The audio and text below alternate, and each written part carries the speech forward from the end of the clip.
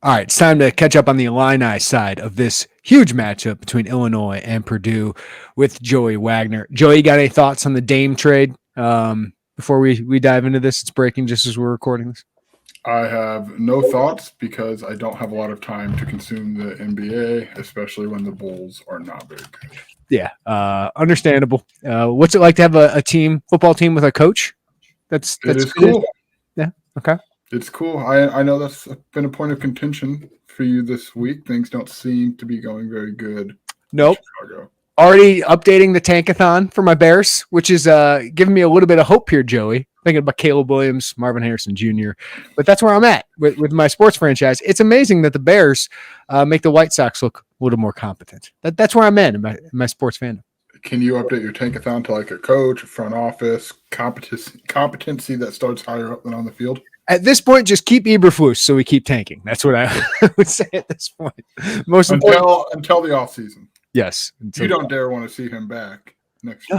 No. See, I gave him, Joey, like last year, I'm like, I have no thoughts. I have no opinion. I'm at Eberflus. I got an opinion now.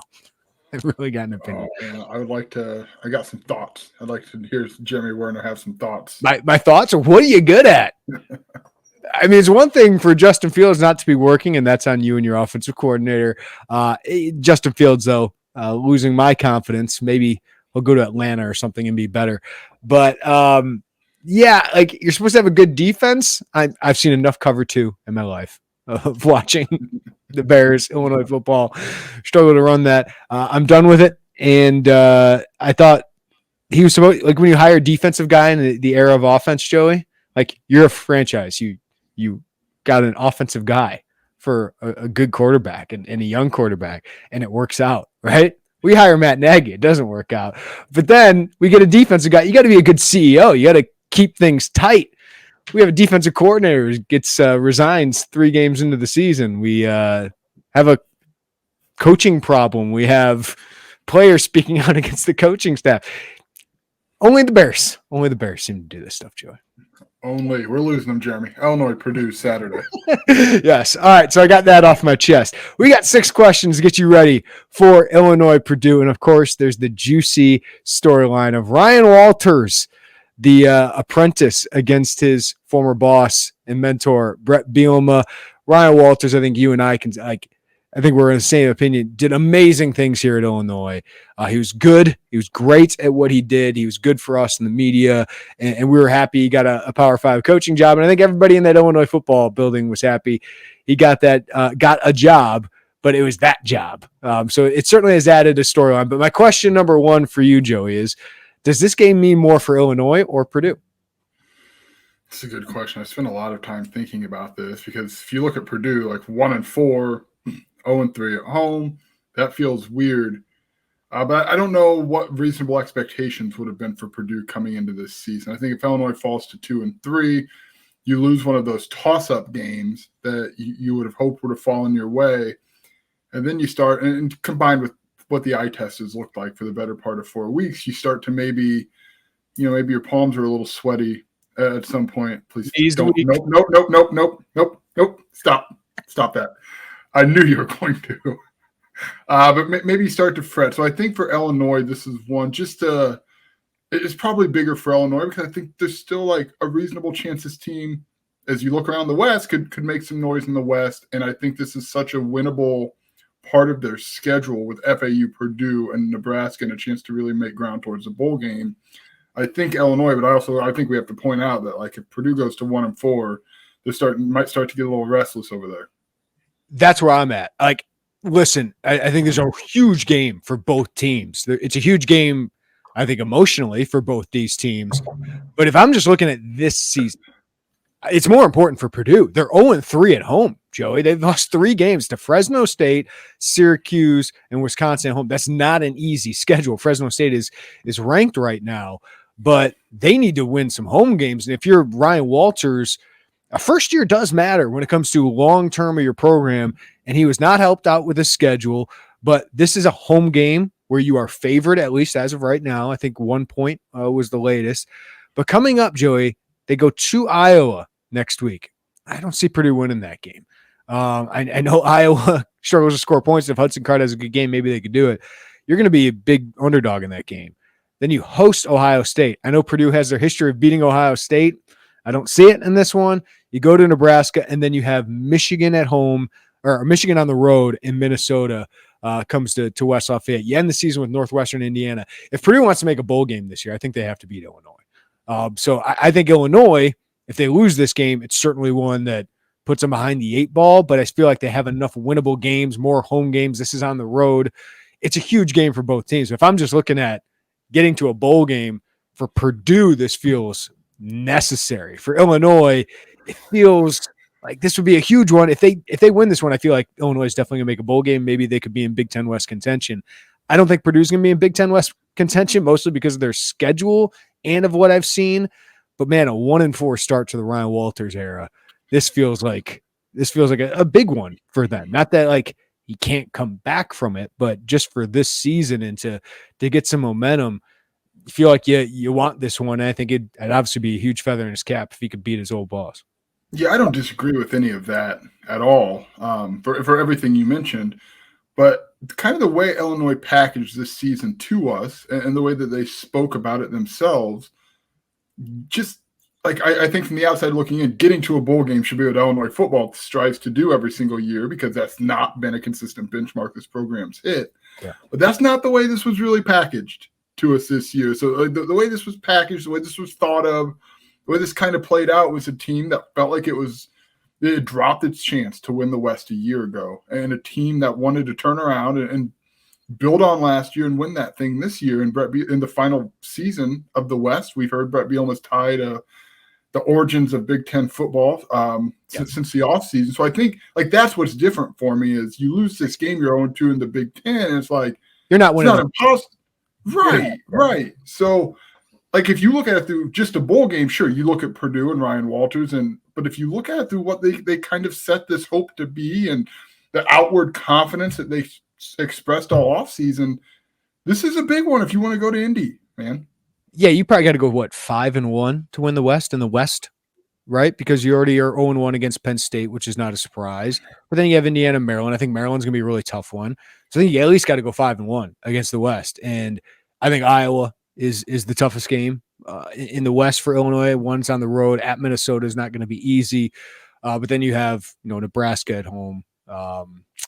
So Northwestern you should definitely beat. Like I think those are the ones you got to win. This one, it's that big toss up. I think there's a big swing game for that. But if I'm just looking at bowls, yeah, I think for Purdue. But it's a huge game for both teams, and that's what's fun. And I think the other thing here is we can talk all about Brett Bielema against Ryan Walters, and it's definitely a storyline. But Brett Bielema hasn't beaten Purdue yet at Illinois, right? And they've both been really crushing losses when you think about it. Illinois has a fourth quarter lead going into that final drive. Illinois punts in Purdue territory at West Lafayette 2 years ago, and Purdue goes down and scores against Ryan Walters' defense, lose 13-9 in that game. It's part of the reason Tony Peterson was fired, but that was a stinger. That could have gotten you a bowl game in your first year, and you lost all those practices. You lost some of that recruiting cell, and then last year, you beat Purdue. You win the West. You would have played in the Big Ten championship game if you would have beaten Purdue, and you lost them. That opens the door for the Boilermakers, who end up winning the West, and what a big deal that was for their program.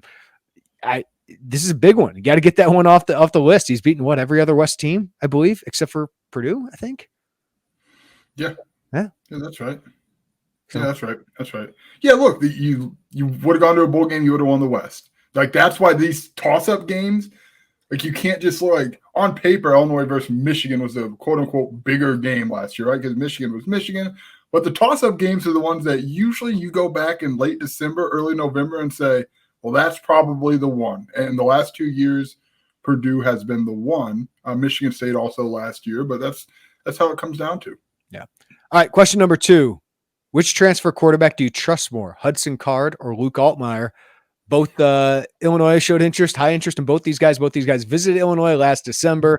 Hudson Card chooses to go to Purdue, and Illinois goes and gets Luke Altmaier. Very similar numbers so far on the year. Both these guys can run, Joey. Both these guys have some arm talent. Both former top prospects. Both had one bad game with turnovers. Hudson Card had 4 turnovers against Syracuse. Luke Altmaier 4 against Penn State. This is very Spider-Man meme. Spider-Man meme, is it not? I want. Boy, it's going to be like a homer if you say Luke Altmaier, but Luke Altmaier has an Isaiah Williams, and I trust a guy with an Isaiah Williams, right? I mean, I think that's what it boils down to me is Isaiah Williams is better than any playmaker Purdue has, and I trust a guy who can get that guy the ball and let Isaiah Williams close any mistakes you might, or fix any mistakes, erase anything you might have. I don't know. I mean, I don't know if that's a bad take or not. You'll tell me. No, I think these quarterbacks, I was going to say Spider-Man meme. They feel like kind of the exact same thing. Hudson Card, a little shorter. He's got more experience. That's what I like about him. I think that's why kind of probably was the first target for Illinois, but they were very similar guys. And I thought if Illinois got one of them, they would have felt good. But I think Purdue got a good one in Hudson Card. And I think, I watched Tanner Mordecai, good player. But those three, I think there's a lot of similarities in that they can all they can all make mistakes. They can all throw the ball down the field. I was really impressed with Luke Altmaier's ability to bounce back. And I do think his running ability was even better than I expected coming in. And Purdue has really struggled to contain. Luke Altmaier, the one thing I will say, he had that strip sack fumble. He has held onto the ball better when he gets hit than Hudson Card. Hudson Card can stay in the pocket a little too long. Luke can as well sometimes. But he's had some real fumble issues at points this year. So that is something to watch. But Hudson Card's a playmaker. And if he decides to run a little bit, I think you worry about that with your Illinois outside linebackers and some of the safety issues they had earlier in the season and containing that quarterback. I don't really have an answer here. I might go Hudson Card just because of some experience. But this is where you hope that Penn State experience actually pays off for Luke Altmaier, right? That all right, I know what not to do when I feel this pressure or I'm playing a good team, I'm playing a Big Ten team. I feel like maybe that can help him a little bit going into this game because one thing about Luke is he has learned from these experiences. He says, I'm still a young quarterback. I'm still, 5 starts into this thing. So I think both these guys are good. I think these guys were both big wins for both these programs, Joey. Yeah, I wanted to make sure I wasn't missing something on Card. He's turned the ball over far less. I mean, he's got 3 interceptions on the season. But he's got 4 fumbles. Right. He's got a lot of fumbles too. Yeah. So I think he's lost 3 of them. So against Syracuse, he had 4 turnovers, 1 interception and 3 fumbles. He doesn't have that interception game. He's not going to throw the ball into harm's way as much as Luke Altmaier has so far this year. I will say that Penn State game has been the outlier, right? He didn't throw any into dangerous positions against Florida Atlantic. He had 1 in each of the first 2 games that I put on him. The second one against Kansas, I really didn't put on him because Pat Bryant bobbled it. But yeah, I think Hudson Card is probably a little bit more trustworthy just because you've seen it more. You saw him play huge games at Texas. He's got more experience under his belt. So that's why I might give him a slight edge. I think it's why Illinois kind of went him first. See, let's go down the road with him first before we turn to Luke Altmaier. But both these guys are good playmakers.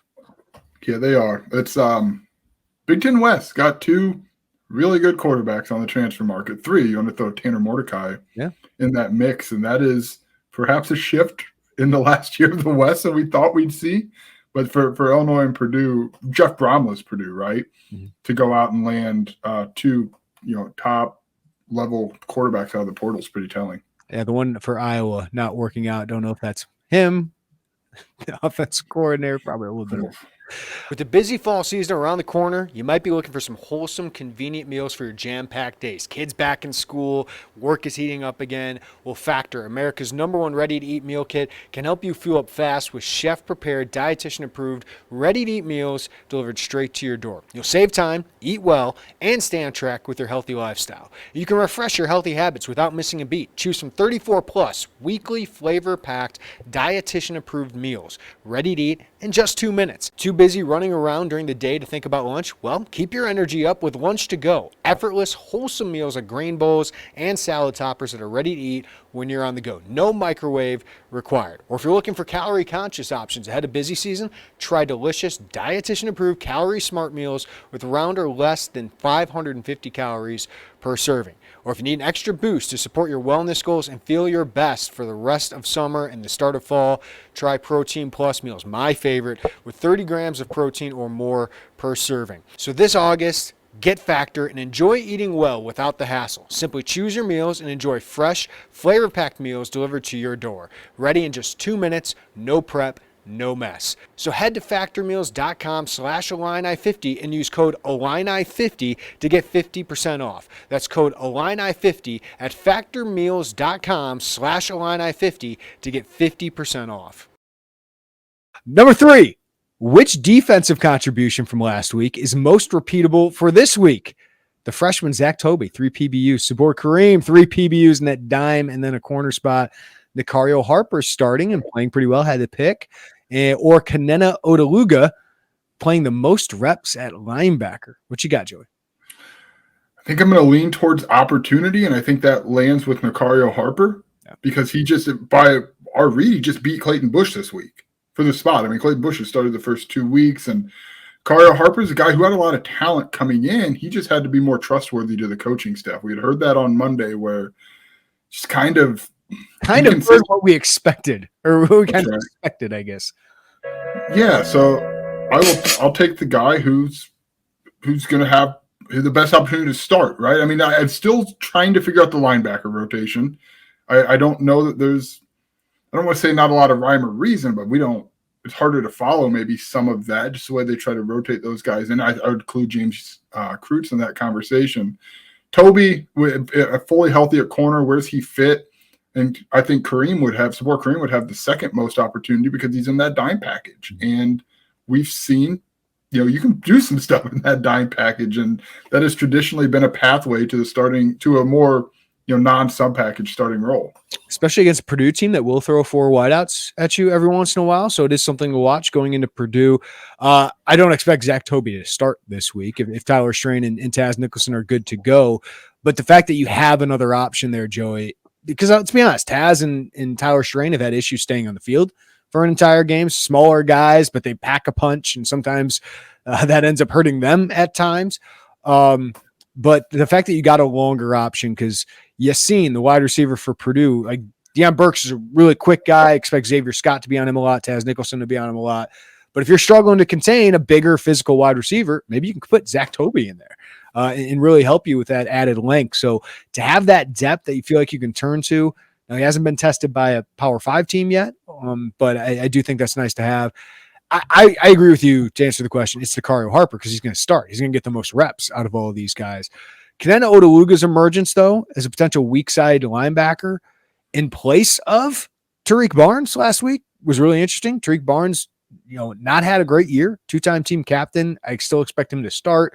I still expect Tariq Barnes to play a big role on this team, but they have not gotten enough production out of their linebackers. And I thought Odeluga, albeit against Florida Atlantic, was really sound, physical, violent in his run fits. I thought James Kreutz played pretty well at middle linebacker times. I thought Dylan Rosiak played pretty well at middle linebacker. But the fact that Odeluga, they felt like they couldn't take off the field was interesting. I think there's going to be more of a rotation at linebacker moving forward. But I will say it's Nicario Harper, and he's really important because that's Sidney Brown role on this defense, what we thought Matthew Bailey was going to be.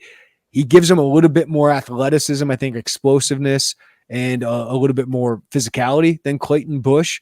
So if he can emerge and be what they thought he was going to be, I think it'd be really important development for this defense because safety is a position I'm still iffy about. Like Miles Scott at the first pick 6, and then, he's been okay since then. I don't think he's made a lot of big plays. I think they need more big plays out of that safety group.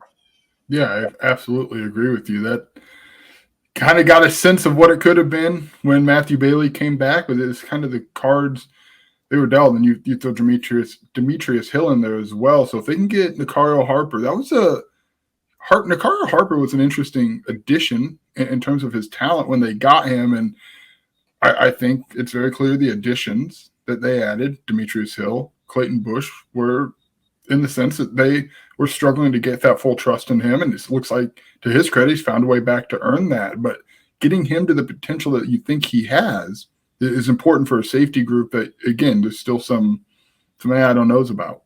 Yeah. All right. Number 4, which offensive performance is most repeatable this week? Josh McCray having a Josh McCray-like game. Aiden Lawfrey playing a role as maybe a speedier option, or heavy tight end involvement in the passing game. The 2 big throws, one to Tip Ryman, one to Griffin Moore, and then Henry Boyer with a big late in the fourth quarter catch to get a first down, had 2 catches in that game. So what do you think? Josh McCray, Aiden Lawfrey, heavy tight end involvement, which is most repeatable? Can I say let's just kind of be a sucker for a good story here? And Josh McCray, say Josh McCray, and he gets back to that first Purdue game that he had that he ran really, really well. And I thought last week he ran confidently in that second half, and that's just not a way that we've seen him run for a year and a half. So I think with him, if you can get that confidence, and I think Illinois not giving up on him when he was struggling. I mean, he was really, really fighting it out there. -2 yards against Penn State. I know it's Florida Atlantic, and I understand all that goes into it, but I think just for him to feel that again, maybe that unlocks something. So maybe this might just be more of me going story time and story hope for when we're sitting in West Lafayette writing on Saturday. But I think him, because I think this, again, opportunity consistently will be there. I agree with you. I would say Josh McCray because I think they need it.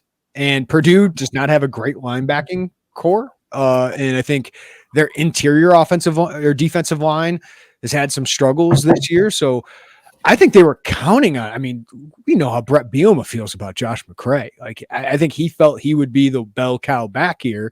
We finally started to see it. And you saw the value of, him being a closer in that fourth quarter. So if you have a lead, you need a back who can get those tough yards, move the chains. And man, Josh McCray was phenomenal on that 4-minute drive. 60 yards in the fourth quarter on 10 touches.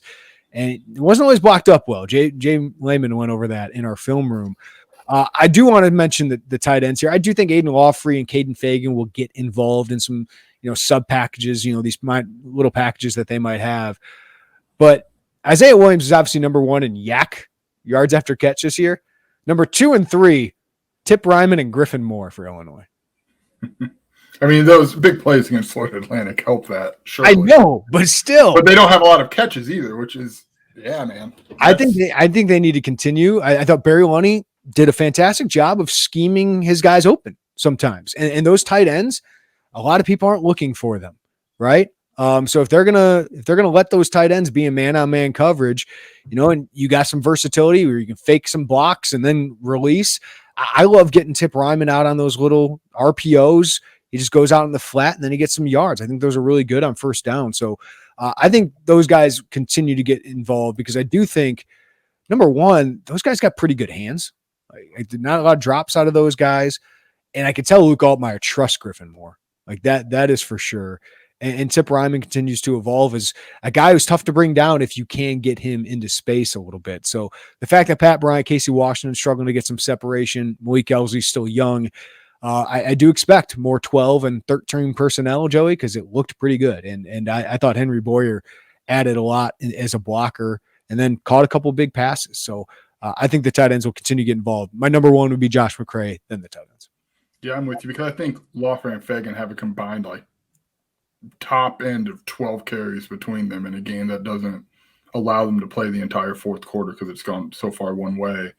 I also, Henry Boyer is so intriguing. I know you have been buying stock little at a time, really, since he committed. Now I think you're really going all in with your mortgage and putting that in on him because he's a really good player. Yeah. He is. And I'm glad Barry Lunny said exactly what we had been thinking for his use. Like, he's a guy, flat, horizontal game, let him get upfield a little bit. He's not. If you're sending, you remember when Michael Scott was trying to figure out how to propose to Jan, and they said, Michael, if you're in costume, you've done it wrong. If you have gasoline, you've done it wrong. If Henry Boyer is trying to get separation up the seam, at this stage in his career, you've probably done it wrong.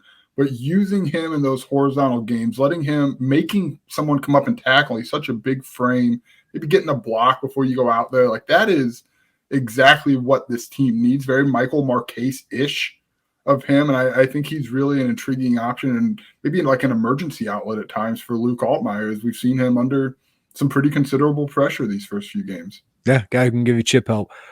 I want to take a minute and tell you about Home Field. They are a premium collegiate apparel brand based in Indianapolis. They emphasize their commitment to creating incredibly comfortable, officially licensed apparel with vintage college designs. They feature a growing collection of over 150 plus colleges to choose from, including, of course, the University of Illinois. Home Field designs are super unique, guys, because they delve into the archives and history of each school, including Illinois, and they use unique logos and iconic moments to create thoughtfully designed apparel. So if you go to homefieldapparel.com, you can see the 80s Illini football helmet that so many like, Flying Illini logo, the Illinois basketball logo from the 2004-2005 Illini team. The script Illini is there. And you guys, these are the most comfortable shirts. And that's what I love about Home Field Apparel. You get the comfort, but you also get authenticity and nostalgia. So I'm telling you guys, give their site a look. It's not the typical Illinois gear you usually see. You can find them at homefieldapparel.com, where you can see their collection of colleges available. And guess what?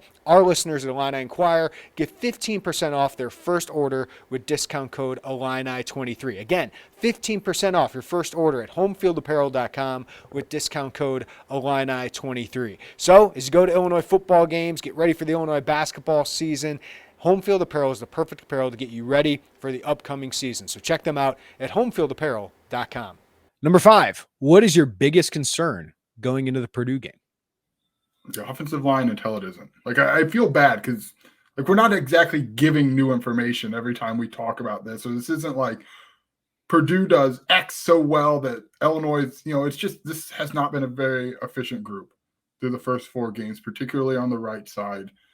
Until we have answers, like, I don't know how my concern could be really anything else barring some season-ending injury or some injury question mark that you would have going into a game, and that doesn't exist right now.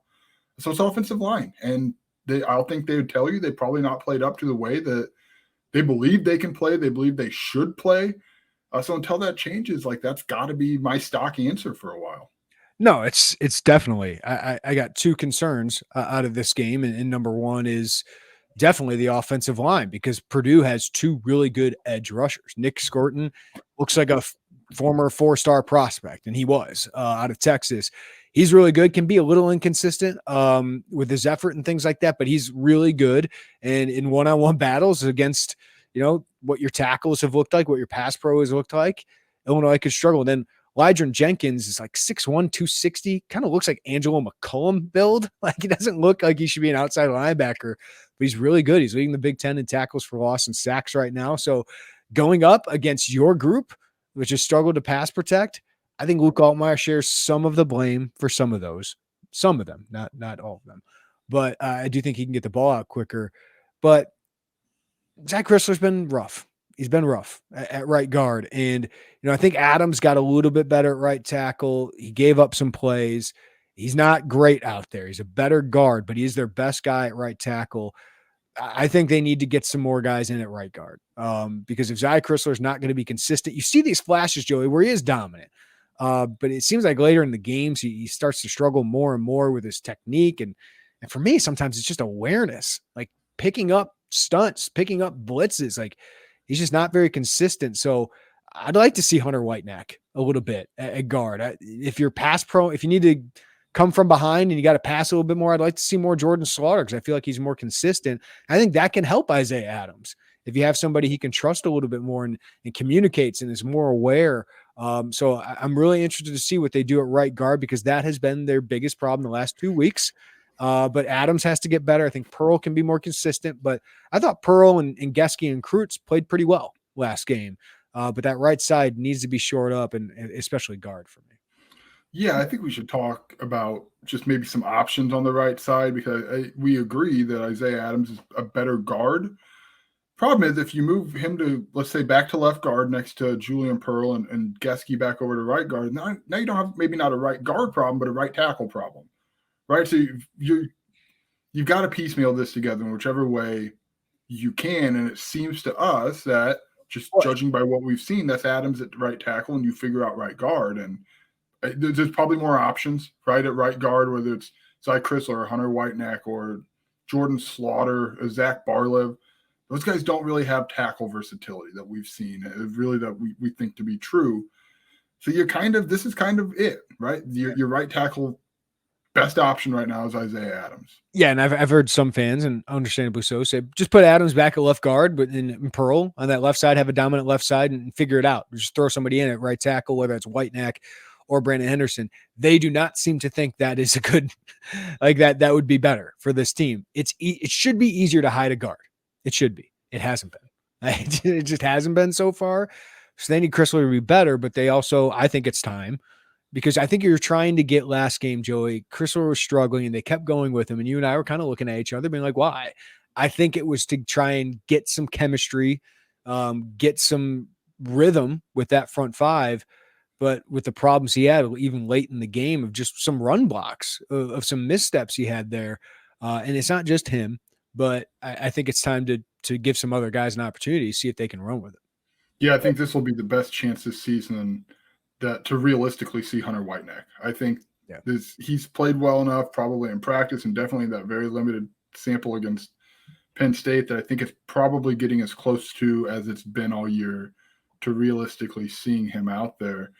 We'll see. I would expect it if we do see more of him. I don't expect a straight 1-for-1. I would think there's going to be a rotation. Zy Chrysler seems to do better in rotation right now. So we'll see. We'll see if that's – it's a good point. That's the other side of it. Like, I think rotating helps Zy Chrysler. He seems to play better when they rotate. Yeah, we wondered if last year's rotation was because of conditioning or just because of any of that, or if it was because they knew he was ultimately going to need surgery and you were just trying to buy as much time. I think it probably is clear that rotating him is better for him. Let him stay fresh out there. We'll see. I mean, I thought we'd see more of that last week, and we didn't, Jeremy, but I think it's becoming clear to us that, and just the way they talked about Hunter Whitenack, that it's probably getting closer to that. I feel like, I guess the best way to say it is, I feel like this is the chance I think we'll go to West Lafayette, you and I, to cover it and think, well, we actually could see him like playing a lot of snaps this game. I just don't know that I was fully there last week. A few other concerns. Your outside linebacker's got to be good this game. Safeties and run support, because Hudson Card can move. He can prolong plays. He's not Jalen Daniels, but that's a concern. He can really beat you with his legs. Some of them you just got to tip your cap to, but those outside linebackers, I think, have to have their best game. We've seen flashes, Joey, but if they're going to double Johnny Newton, like we saw Keith Randolph go off last game because of that, the outside linebackers need to do more of their part as well. I think the linebackers against these running backs are good at Purdue. The linebackers got to continue to build off what they did last week. And Purdue's got some good wideouts. So I think there's a lot of opportunities for Illinois against Purdue's defense. Luke Altmaier, certainly we can talk about some of those strengths coming up, but those are the concerns Purdue puts in you, because if Deion Burks can get loose, that guy can house it. Hudson Card's a really good player, and their running backs can make plays. Yeah, we should talk about the defensive front, because Aaron Henry on Monday said, hey, we think we match up pretty well against them. He didn't say it, but you and I stepped off to the side to talk about how we were splitting everything up, and we said, so defensive front, right? Mm-hmm. I think Illinois should have advantage in the trenches with Johnny Newton, with Keith Randolph. We've seen Denzel Daxon play better.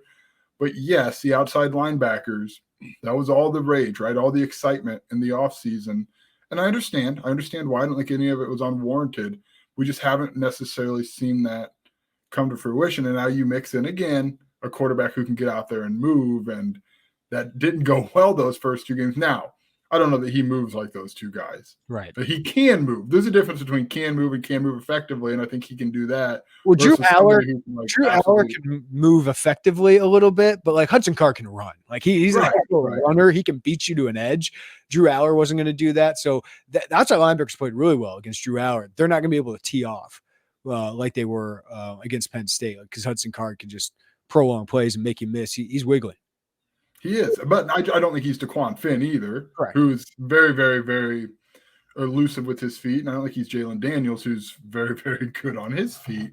But it's a concern, and it's something that if you play like you did in those first two games against a quarterback who can go out there and run, it might be a tough one for you. So I'm really interested to see how all of that plays in against a quarterback. You got two, really. I guess Nebraska bench Sims, but you get to Maryland, you got another quarterback who can get out there and move. So they're not going away. You just got away from them for a little bit. All right, this is a sixth question. I guess we should call this like the six pack or something, right? I guess that would be a title. What gives you the most? Only if you provide a 6-pack for this podcast. Half hour, we can do it. But yeah, we do this segment while doing a 6-pack. It's got to be gone. Each of us have one. Got to be gone. What gives you the most confidence about Illinois going into the Purdue game, Joey? Ooh, I think you got a quarterback. No, it wasn't bad. Hesitation was a good thing. No, it's not a bad thing.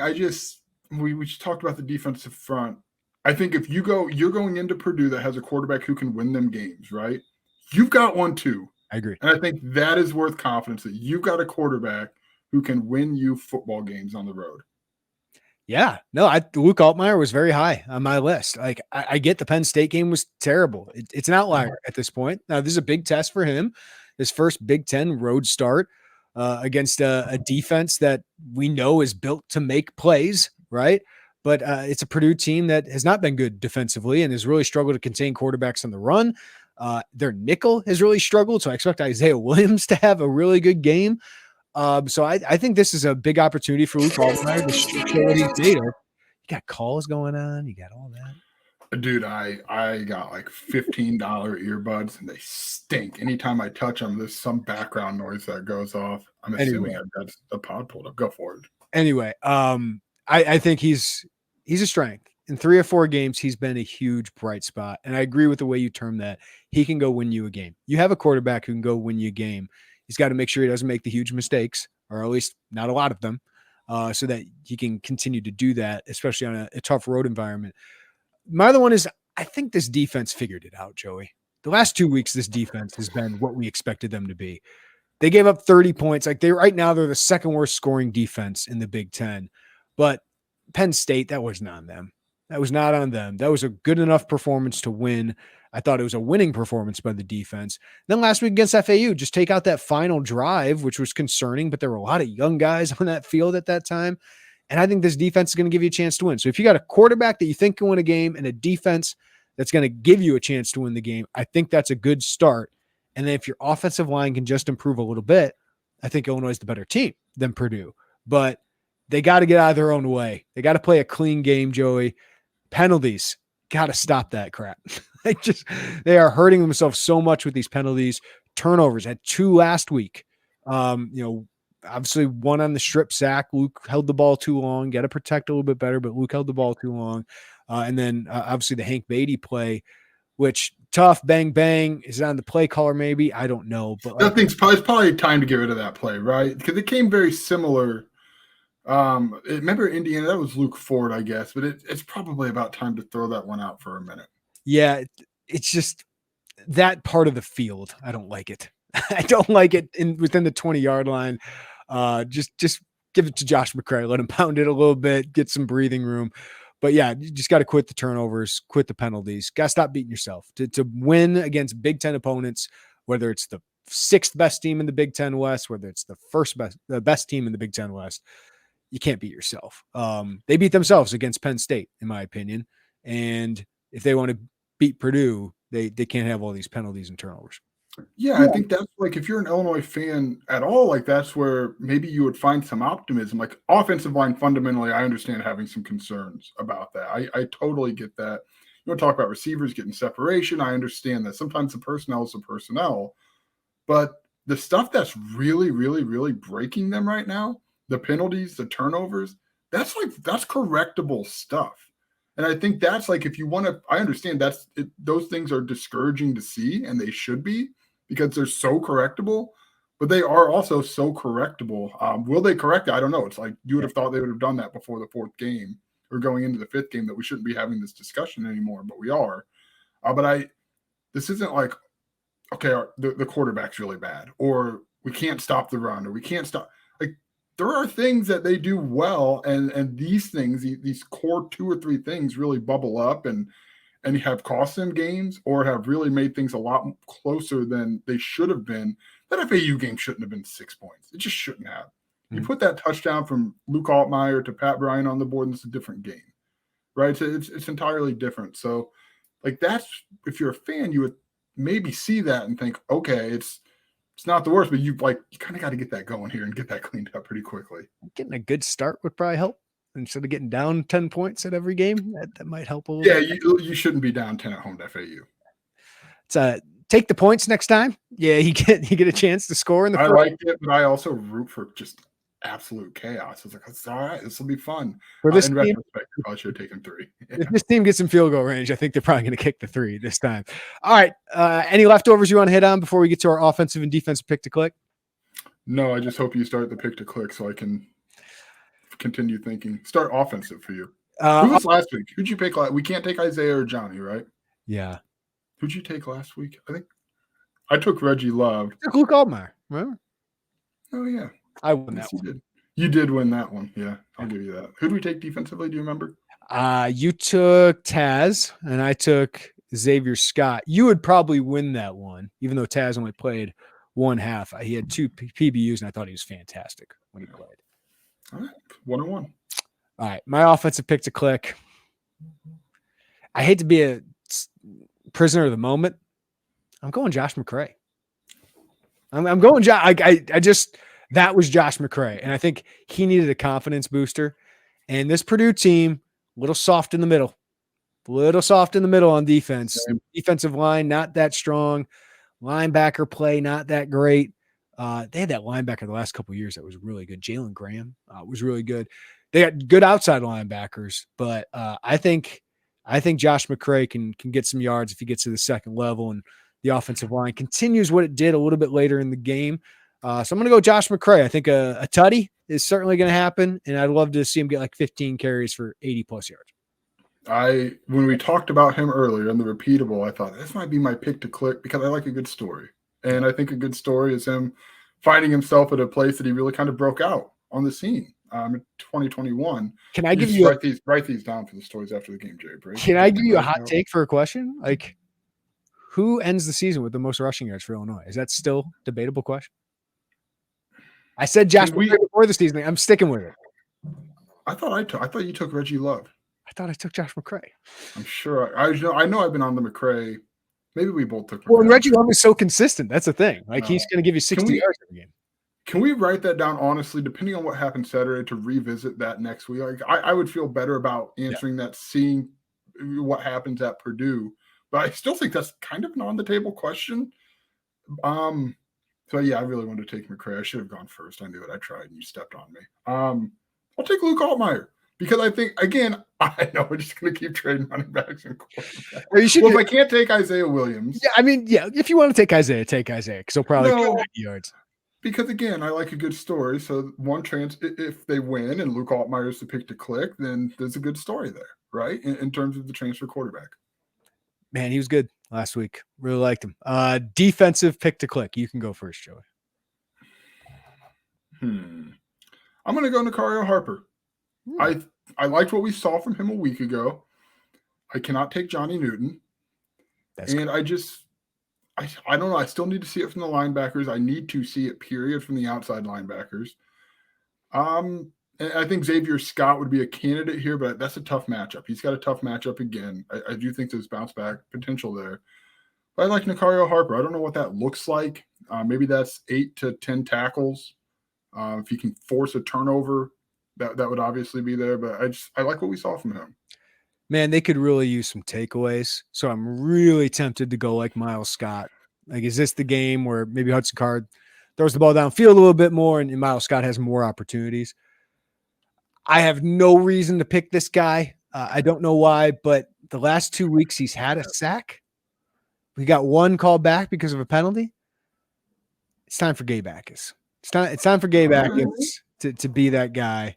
So I'm going Gabe. They need a big performance from one of those outside linebackers to get to Hudson Card a few times. So I'll go Gabe. I've seen some flashes the last couple of weeks I've really liked, especially in the run game. But he's gotten to the quarterback twice in the last weeks or last 2 games. So I'll go Gabe Atkins having a good game. The fun part about this rivalry is there's so many stories everywhere. This is probably the easiest week of our job in terms of what we write after a game because there's so many stories. Like if Gabe Atkins clicks, he's just the guy who recruited the heck out of him, and Kevin Kane, one of the guys. Okay, if Illinois wins, what is the subtweet? What is the subtweet from one of the staffers? Because I think there's going to be some talking. We say one of the staffers like it's not going to be Brett Bielema. Like, come on. That's a good question. I don't know. Do you think he takes just forget? It's going to be something with a program win, something. Yeah. You know, it might just be a Bielema infused tweet from the main account. Like, I don't know. Maybe they get the subtweet through the main one. This program win. It's going to be very subtle, but it's going to be tradition never dies or something. It's just going to be something about their program. You know what I mean? Like, this is what our program does. Like, this is a program. Something about family.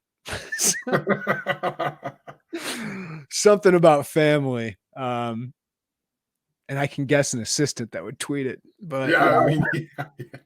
So let's rank the Illinois coaches most likely to subtweet. Brett Bielema. And Brett Bielema is probably 1, 2, and 3 on the list. Yes. I don't even know if another one would do it. I just think it's Brett Bielema. It'd be funny if it was just like someone just so random. Like, it's just like Antonio Fernales.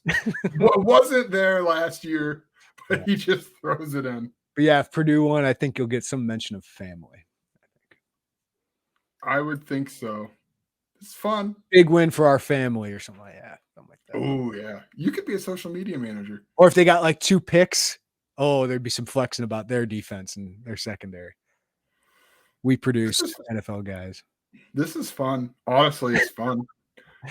It's fun. It's fun for whoever wins it. And Illinois has not won this Cannon Trophy enough. I think they've lost 11 of the last 14.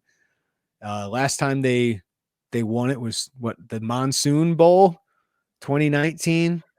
Lovie Smith goes in there. Tony Adams, the quick pick 6. Illinois could use something like that. Get some early count. Yeah, I feel like they've got to get a takeaway. I mean, they're like an early takeaway would be really, really big. All right, Joey. We'll see you in West Lafayette on Saturday for a huge game. I guess the 7th question here: how do I get Peacock? Go look it up. Illinois got plenty about it. But yes, you have to buy Peacock, the subscription, to be able to watch this game.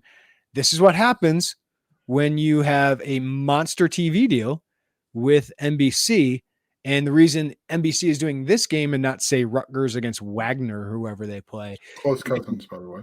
Is because they want people to buy Peacock, and maybe enough Illinois and Purdue fans will do that. It's smart business, but yeah, it's passing on to the consumer, and all these streaming services we have to buy are basically just making the cable bundle look the exact same. Like, it's the exact same thing. Yeah, I try not to think about it because they all come out of my account at different like $7 intervals, so you don't have to really. I don't worry too much about it. Cuts, yeah. The good news with Peacock is if you didn't understand my Office reference from earlier, you can find your time to watch that later and understand the ridiculousness. A lot of good stuff on Peacock, I've learned. They got the Scrubs on there. Love the Scrubs. The Scrub. Love the Scrub. And I've been looking for this show. It's not a good time to bring it up because one of the actors is in jail.